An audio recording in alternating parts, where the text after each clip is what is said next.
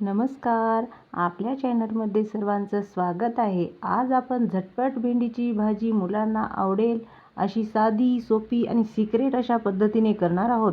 तरी सर्वांनी व्हिडिओ शेवटपर्यंत नक्की पहा. तर पहिल्यांदा आपण भेंडी धुवून आणि त्याचे देठ काढून घेतलेली आहेत आणि मग पुन्हा ती चिरलेली आहे आणि अशी बारीक बारीक मी भेंडी चिरलेली आहे. मुलांना जशी आवडेल तशी आपण चिरू शकतो. साधी सिंपल अशी भेंडीची भाजी आहे. पहिल्यांदा कढई गरम करायला ठेवलेली आहे आणि इकडे मी भेंडी चिरलेली दाखवत आहे. आणि साहित्य लसूण आणि कोथिंबीर आणि भेंडी. कमीत कमी साहित्यात, अगदी कमीत कमी साहित्यात आणि कमीत कमी वेळात अशी ही भेंडीची भाजी तयार होणार आहे. तर पहिल्यांदा मी कढई गरम करायला ठेवलेली आहे आणि त्यामध्ये आता तेल टाकत आहे.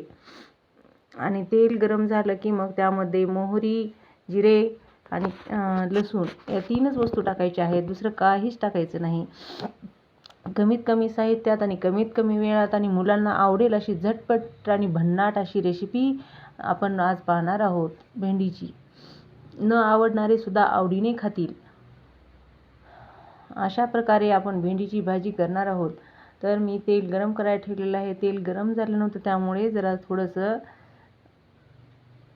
पहिल्यांदा मोहरी टाकलेली आहे, त्यानंतर जिरे टाकलेले आहेत आणि आता त्याच्यामध्ये आपण लसूण टाकणार आहोत. लसूण कोणी वाटून टाकतात, कोणी त्याला तुकडे तुकडे करून असं टाकतात. कसं पण जसं आपणाला आवडेल तसं पण टाकायचं. कोणी भेंडीची भाजीची वेगवेगळ्या खूप पद्धती आहेत, पण ह्या पद्धतीने केलं तर सगळेजणच खूप आवडीने खातात.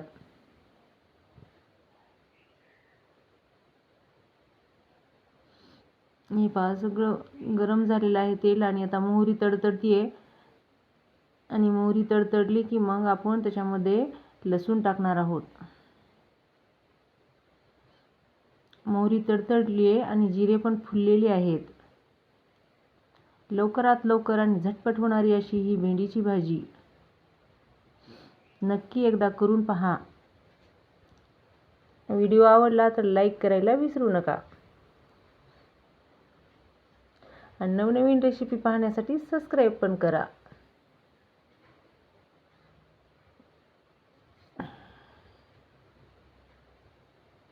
रेसिपी, रांगोळी, ब्लॉग पाहण्यासाठी तुम्ही सबस्क्राईब पण करा.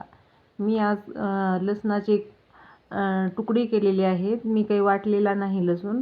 कधी कधी आपण वेगळ्या पद्धतीने करायचं म्हणून तुकडेसुद्धा करू शकतो. आणि तेल चांगलं गरम झालेलं होतं त्यामुळे लगेच लसूण लाल झालेला होता. आणि मी आता मध्ये भेंडी टाकत आहे. अगदी कमीत कमी वेळात आणि कमीत कमी साहित्यात अशी ही भेंडीची भाजी आपली तयार होणार आहे. आता बघा, सगळी भेंडी मी त्याच्यामध्ये टाकलेली आहे आणि त्याला थोडंसं असं खालीवरी करायचं, हलवायचं, गरम करायचं. हलवायचं. चांगलं गरम झालं की मग आपण त्या लवकरात लवकर अशी भेंडीची भाजी तयार होते. त्यामध्ये पाणी काही टाकायचं नाही आणि झाकणसुद्धा ठेवायचं नाही, कारण झाकण ठेवलं की भेंडीचा रंग बदलतो, हिरवागार राहत नाही.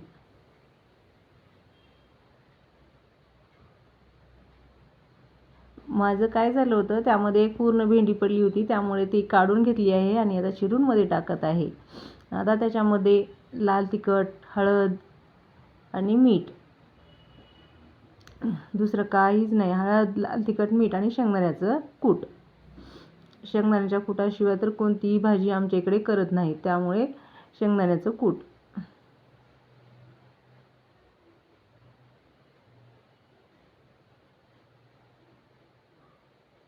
झाली आपली भेंडीची भाजी तयार. खूप छान आणि चविष्ट अशी भेंडीची भाजी तयार होते. त्यामध्ये पाणी टाकायचं नाही, काही टाकायचं नाही. लवकरात लवकर आणि भन्नाट अशी, आणि मुले आवडीने भाजी खातात. डब्याला, टिफिनला नेला तर खूपच छान लागते आणि टिकते पण. दिवसभर पाणी नसल्यामुळे ती टिकते पण भाजी. व्हिडिओ आपण शेवटपर्यंत बघितल्याबद्दल धन्यवाद. व्हिडिओ आवडला तर लाईक आणि सबस्क्राईब करायला विसरू नका. बघा, आता आपली भाजी तयार झालेली आहे आणि मी आता एका वाटीमध्ये काढलेली आहे आणि आता मी जेवायला वाढणार आहे. छान अशी आपली भाजी, खमंग आणि टेस्टी भाजी तयार झालेली आहे. धन्यवाद.